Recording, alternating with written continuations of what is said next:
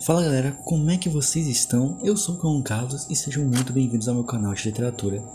Geralmente, continuações de um livro de sucesso são feitas para que o autor possa expandir ainda mais o potencial da sua história, dar mais profundidade a seus personagens e deixar a trama mais rica e envolvente, porém nem sempre é o que ocorre, porque às vezes os livros subsequentes de uma série sofrem um declínio da qualidade da escrita, seja devido à produção apressada ou à falta de supervisão editorial, ou até excesso de confiança, que faz o autor de uma série ficar reciclando temas, enredos e até relações familiares de personagens, sem inovar em nada nas ideias, e é assim que nascem continuações decepcionantes de livros bons.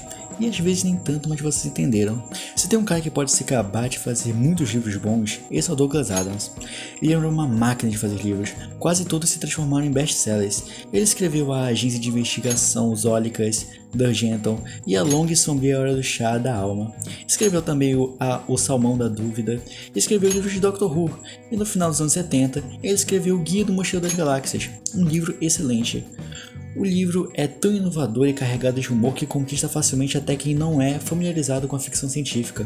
O autor consegue muito bem mesclar um pouco de comédia com ficção científica, de forma que deixa a leitura muito agradável e instigante. Inclusive o autor consegue com muito humor fazer coisas simples do nosso cotidiano se tornarem interessantes e engraçadas. E é o primeiro livro de uma série com um total de 5 livros que foram publicados em sequência. E é desses livros que eu quero falar, o quarto livro. Até mais e obrigado pelos peixes. Na história desse, depois de viajar pelo universo, ver o aniquilamento da Terra, participar de guerras intergalácticas e conhecer as mais extraordinárias criaturas, Arthur está de volta ao seu planeta. Tudo parece idêntico, mas ele descobre que algo muito estranho aconteceu em sua ausência. Este livro parece diferente dos livros anteriores, não é mais uma ficção científica desde que Arthur Dent voltou da viagem espacial para a Terra, e boa parte da história é sua história de amor, um romance romântico. Muitos fãs que leram os primeiros livros não gostaram dessa nova abordagem da história, que é uma comédia romântica e é extremamente destoante dos 3 anteriores, onde tudo parece sem sentido e sem uma boa liga de acontecimentos, e com os personagens que já tinham seus arcos finalizados na trilogia original. No final dos anos 90, o gênero de fantasia juvenil recebia um livro que revitalizava o gênero, A Bússola de Ouro.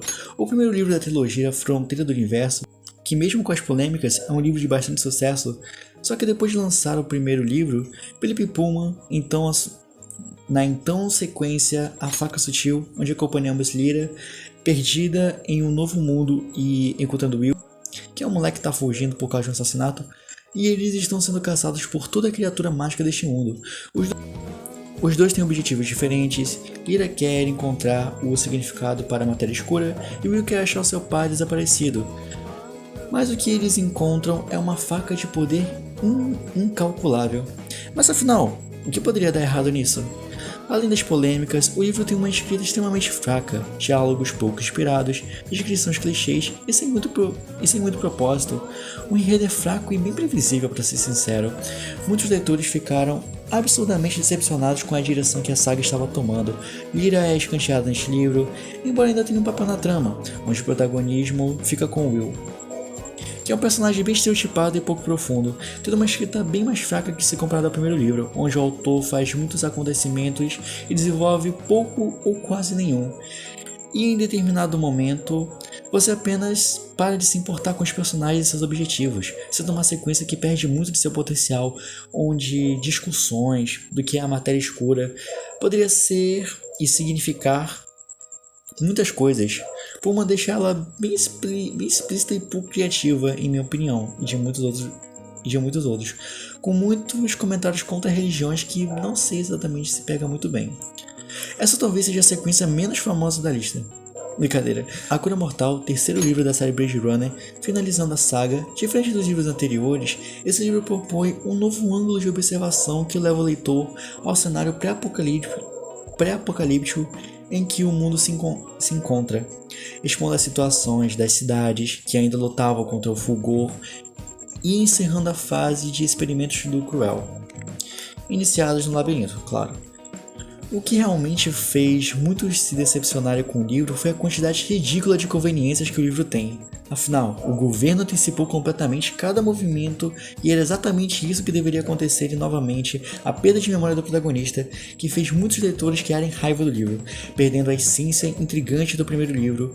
Fora muitas cenas estúpidas como a parte em que eles estacionam no seu navio voador do lado de fora dos portões da cidade e usam papelada, entre aspas, falsa, porque eles botam seus nomes reais, para entrar na cidade. E novamente a falta de memória do protagonista. Eventualmente, Thomas tem a chance de finalmente descobrir tudo. O público obterá as respostas para um romance tão incrivelmente complicado e precariamente escrito.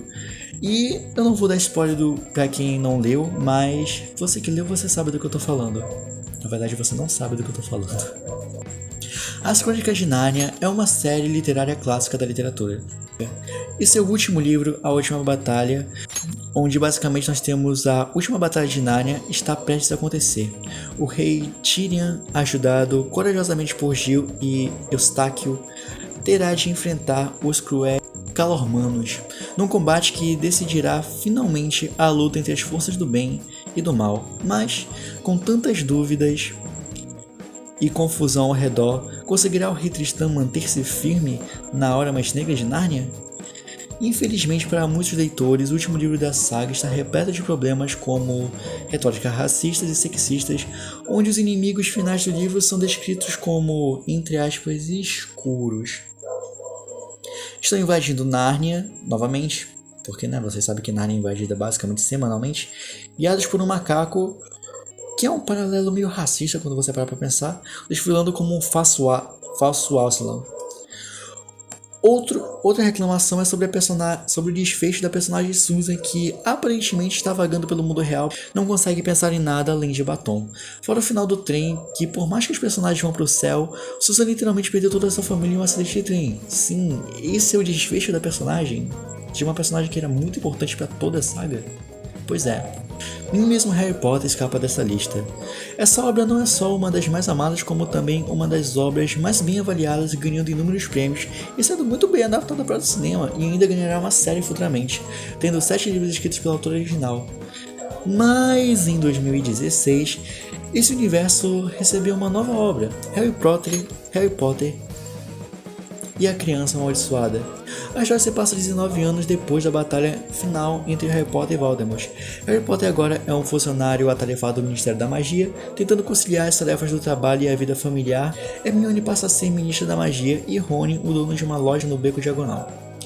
O enredo inicia-se a partir do final do último livro, quando Alvo Severo Potter irá iniciar os seus estudos em Hogwarts.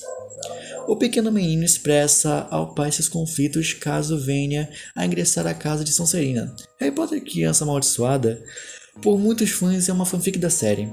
Outra crítica cai porque lê-la como uma peça de teatro em vez de um romance apenas fez com que parecesse menos como os livros da saga, sendo muito odiada pelos fãs, sendo uma continuação que não se justifica, até porque essa de Harry Potter conta a história do Harry Potter. Os personagens da velha geração são monótonos, Harry, Rony, Hermione. Mal eram eles mesmos, eles simplesmente não tinham profundidade.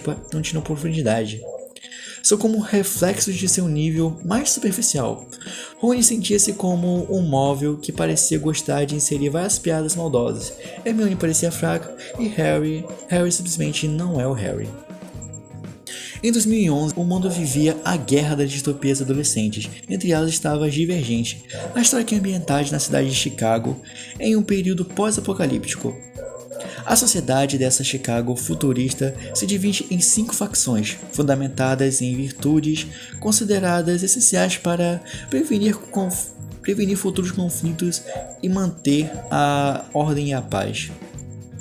O livro fez muito sucesso, competindo com Jogos Vorazes e Maze Runner, fazendo muitos fãs esperarem ansiosos pelo final da saga. E em 2013 chegava Convergente.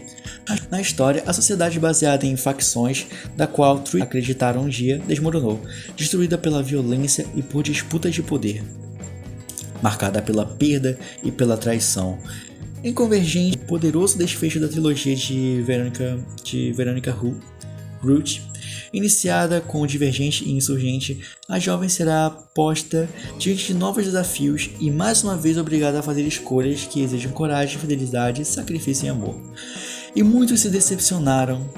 Vocês estão percebendo um padrão para os livros de distopia adolescente, né? Vocês já perceberam, né? O terceiro é sempre o pior, aparentemente. Muitos cobraram a altura por uma trama segura e sem graça. Convergente é uma história totalmente diferente do que os outros eram. O livro é confuso, com uma escrita entediante, sendo decepcionante na construção do mundo e dos personagens, sendo considerada um completo fracasso pelos fãs. E para terminar, Jogos Vorazes. Jogos Vorazes é um sucesso e alavancou a carreira da Suzanne Collins. Esse livro também fez o boom de distopia adolescente e se tornou um sucesso irrefreável. E a sua continuação também fez um sucesso absurdo, sendo também bem elogiada nos cinemas. O problema veio na hora de finalizar. As distopias adolescentes têm uma maldição na hora de finalizar a história. E no terceiro livro, depois de sobreviver a 2 vezes à crueldade de uma arena projetada para destruí-la, Katniss acredita que não precisa mais lutar, mas as regras do jogo mudaram. Com a chegada dos rebeldes do lendário Distrito 13, enfim, é possível organizar uma resistência. Começou a revolução. E Jogos Vorazes já é bem fraco desde o primeiro livro, particularmente para mim. Quem viu meu vídeo sobre o primeiro livro sabe muito bem minha relação com a obra, e não me surpreende que ao longo do tempo as pessoas fossem percebendo também. Katniss é uma protagonista bem sensal na maioria do tempo, Peter tão sem graça quanto ela. Tem muita coincidência na história, e mesmo com o mundo onde revolução acontece, tudo parece ser da noite para o dia. Todos os temas são superficiais, a escrita em primeira pessoa limita a percepção deste mundo e do próprio jogo que dá nome à obra. Falta de inovação e reciclagem de ideias já abordadas em livros anteriores. E no fim, se tudo que eu falei pareceu ser reciclado do que eu disse no meu vídeo sobre o primeiro livro, e eu fiquei surpreso que esses problemas permanecem nas sequências. Então é isso, pessoal. Se você gostaram desse vídeo, conta algum livro que você lembra que é muito bom, mas a sequência nem tanto. Então comenta aqui embaixo, se gosta desse vídeo, dá um like, se não gostou, dá um like também. Marca o sininho para ficar de olho nas novidades aqui do canal e dá uma olhada nos outros vídeos do canal. O vídeo da história da ficção científica está incrível e me segue no Insta e deixe-me voltar a ler.